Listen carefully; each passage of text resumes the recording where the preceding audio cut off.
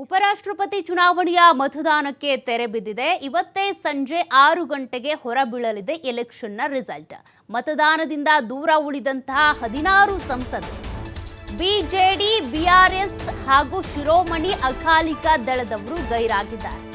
ಎಲೆಕ್ಷನ್ನಿಂದ ದೂರ ಉಳಿಕೊಂಡಿದ್ದಾರೆ. ಇವತ್ತು ಸಂಜೆ 6 ಗಂಟೆಗೆ ಈ ಎಲೆಕ್ಷನ್ನ ರಿಸಲ್ಟ್ ಹೊರಬೀಳುತ್ತೆ. ಸಿಪಿ ರಾಧಾಕೃಷ್ಣನ್, ನ್ಯಾಯಮೂರ್ತಿ ಬಿ ಸುದರ್ಶನ್ ರೆಡ್ಡಿ ಇವರಿಬ್ಬರಲ್ಲಿ ಯಾರಿಗೆ ಚಾನ್ಸ್ ಸಿಗುತ್ತೆ ಅಂತ, ಉಪರಾಷ್ಟ್ರಪತಿ ಹುದ್ದೆಯನ್ನ ಅಲಂಕಾರ ಮಾಡೋದಾದ್ರೂ ಯಾರು ಅಂತ, ಯಾರೇ ಗೆದ್ರೂ ಕೂಡ ದಕ್ಷಿಣ ಭಾರತಕ್ಕೆ ಒಲಿಯುತ್ತೆ ಅವಕಾಶ. ಉಪರಾಷ್ಟ್ರಪತಿ ಚುನಾವಣೆಯ ಮತದಾನಕ್ಕೆ ತೆರೆ ಬೀಳುತ್ತೆ. 6 ಗಂಟೆ ಅಷ್ಟೊತ್ತಿಗೆ ರಿಸಲ್ಟ್ ಕೂಡ ಬಹಿರಂಗ ಆಗುತ್ತೆ.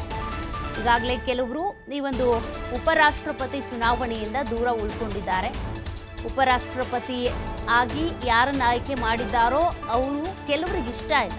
ಹಾಗಾಗಿ ಅವರು ಈ ಬಿಜೆಡಿ ಇರ್ಬೋದು, ಅದೇ ರೀತಿಯಾಗಿ ಬಿಆರ್ಎಸ್ ಇರ್ಬೋದು, ಶಿರೋಮಣಿ ಅಕಾಲಿಕ ದಳದವರು ಒಟ್ಟು 16 ಸಂಸದರು ಈ ಚುನಾವಣೆಯಿಂದ ಅಂದರೆ ಮತದಾನ ಮಾಡಿಲ್ಲ, ಅವರು ದೂರ ಉಳ್ಕೊಂಡಿದ್ದಾರೆ. 6 ಗಂಟೆ ಅಷ್ಟೊತ್ತಿಗೆ ರಿಸಲ್ಟ್ ಕೂಡ ಬಹಿರಂಗಗೊಳ್ಳುತ್ತೆ. ಸಿಪಿ ರಾಧಾಕೃಷ್ಣನ್ ಹಾಗೂ ಬಿ ಸುದರ್ಶನ್ ರೆಡ್ಡಿ ಇವರಿಬ್ಬರು ಕೂಡ ಅಭ್ಯರ್ಥಿಗಳಾಗಿ ಕಣಕ್ಕಿಳಿದಿರೋದು. ಯಾರಿಗೆ ಹಾಗಾದರೆ ಉಪರಾಷ್ಟ್ರಪತಿ ಸ್ಥಾನ ಸಿಗುತ್ತೆ ಅನ್ನೋದು ಕುತೂಹಲವನ್ನು ಕೆರಳಿಸ್ತಾ ಇದೆ.